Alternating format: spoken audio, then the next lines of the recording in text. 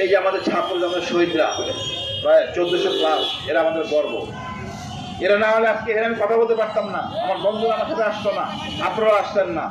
এটাকে সম্মান রক্ষা করতে হবে, বইয়ের পাঠায় মাদ্রাসার পুস্তকে এগুলোর নাম লেখা থাকতে হবে, আর এদের সাথে জড়িত তাদের আইনে আনতে হবে। বিচার শুরু হয়েছে।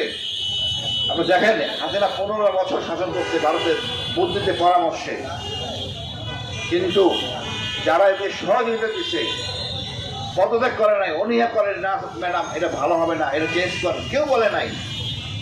এই সুশীলদেরকে আসলে আইনে আনা উচিত। বিচার শুরু হয়েছে, আমরা ন্যায় বিচার পাবো। এই দেশে ফ্যাসিস্টের কোনো জায়গা হবে না।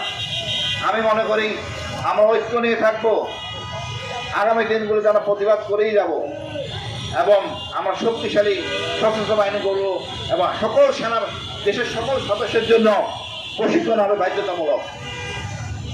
আপনার যত চাকরি বলেন, যাই কিছু বলেন, একটা প্রশিক্ষণ থাকতে হবে, সামরিক প্রশিক্ষণ 1 মাসে, যা হবে চাকরির জন্য একটা অগ্রণী ভূমিকা রাখবে। সেটা আমরা মনে করি আমাদের ইউনিভার্সিটি, স্কুল, কলেজ, এখানে কোনো সন্ত্রাস চলবে না, চাঁদাবাজি চলবে না, হাতিয়ারের ঝঞ্ঝানি চলবে না। ছাত্ররা জ্ঞানী হবে, বিজ্ঞ হবে, দেশে বিদেশেরা সম্মান অর্জন করে রাখবে। বাটপার রিকমেন্ডেশনের বিশেষ কেনার দরকার নাই।